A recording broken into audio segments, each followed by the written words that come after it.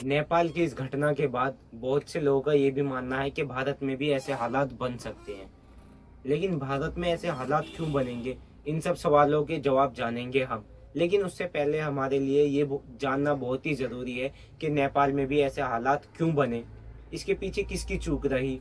एक छोटा सा शांतिपूर्ण प्रोटेस्ट इतना बड़ा उग्र रूप कैसे ले लेता है, इसके पीछे किसकी चूक है या इसमें किसी बाहरी ताकत का हाथ है।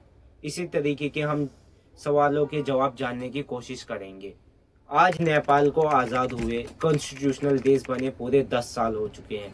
10 साल एक लंबा समय होता है। इन 10 सालों में क्या आम आदमी की जिंदगी पर कोई बदलाव आया है या कोई बदलाव नहीं आया? कोई भी बदलाव नहीं आया है। आज भी इकोनॉमिक ग्रोथ बहुत ही स्लो है, अनएम्प्लॉयमेंट अपने चरम पर है, करप्शन बहुत ही ज्यादा बढ़ चुका है।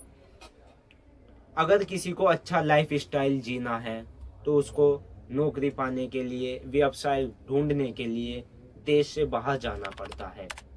वहां जाकर भी उसको बहुत ही निचले लेवल की जॉब मिलती है, अमूमन ड्राइवर ऐसी जॉब मिलती है। मैं यहाँ ड्राइवरी जॉब को नीचा नहीं बताना चाह रहा हूँ, लेकिन अगर हम किसी और पोस्ट से इसको कंपेयर करते हैं तो ये बहुत ही नीचे दर में आती है। देखिए, किसी भी आंदोलन के दो रूप होते हैं।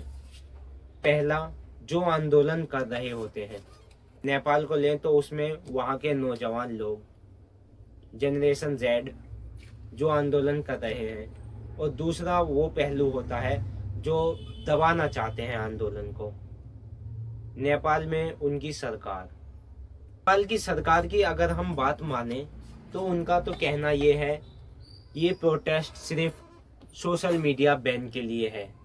लेकिन वहीं हम दूसरी तरफ नेपाल की एक संस्था, एक एनजीओ जो कि नेपाल के वेलफेयर ग्रोथ के लिए काम करती है, नेपाल हामी नाम से, उसकी बात माने तो उनका कहना है ये प्रोटेस्ट सिर्फ सोशल मीडिया के लिए नहीं है, ये प्रोटेस्ट हर उस चीज के लिए है, हर उस ऑफिसर के लिए है जो करप्ट हो चुका है, हर उस सिस्टम के लिए जो करप्ट हो चुका है। नेपाल एक करप्ट देश बन चुका है। ये प्रोटेस्ट उस लिए है। अब कोई भी इस सत्ता को ज्यादा दिन बर्दाश्त नहीं करना चाह रहा था, इसीलिए ये प्रोटेस्ट इतना उग्र रूप लेता है। तो पहले से ही इतनी करप्शन बढ़ चुकी है आपके देश में, ऊपर से नेपाल की सरकार ने सोशल मीडिया बैन कर दिया। सोशल मीडिया बैन करने के पीछे का कारण हम समझते हैं। सोशल मीडिया अगर आप बैन कर देते हैं तो उससे लोगों को क्या लगेगा, आप उनके राइट टू एक्सप्रेशन को भी छीन रहे हैं। हम सबको ये पता है कि नेपाल में जो सबसे अच्छा बिजनेस है वो टूरिज्म है। और टूरिज्म को कहाँ से ग्रोथ मिलती है? टूरिज्म को ग्रोथ मिलती है सोशल मीडिया नेटवर्क्स से। अगर आप उन्हीं को बैन कर देंगे तो ये तो एक तरीके से ये हुआ ना कि आप उनके पेट पर दांत मार रहे हैं। क्या ये सही है? यही कुछ कारण है जिनकी वजह से एक छोटा सा प्रोटेस्ट बहुत ही बड़ा रूप ले लेता है, उग्र हो जाता है।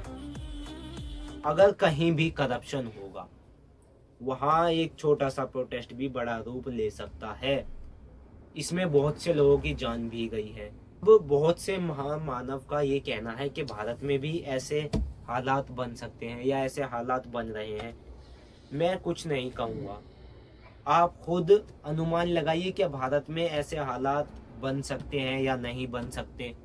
मैं सिर्फ आपको डाटा दे देता हूँ। में कंट्रीज में से इंडिया का पासपोर्ट लेवल पता है आपको कितना है? 77। आप खुद कंपेयर करो कहाँ तक हमारे देश में क्रांति आनी चाहिए या नहीं आनी चाहिए। टैक्स की बात करें तो हमें रोड टैक्स देना पड़ता है, कार टैक्स दो अलग से, इनकम टैक्स अलग से, रोड पे चलो तो टैक्स दो, मतलब बहुत सारे टैक्स हैं। मानो टैक्स का एक भरा हुआ गट्ठर हमारे सर पे लादने की, मिडिल क्लास लोगों के सर पे लादने की कोशिश की जाए। यही सब कारण होते हैं जिनकी वजह से क्रांति आती है। आखिर कोई भी कहाँ तक बर्दाश्त करता है? इसमें क्रांति आ जाएगी जहाँ पे ऐसे ऐसे हालात बनेंगे। जरूरी नहीं फिर वो नेपाल हो, बांग्लादेश हो, श्रीलंका हो।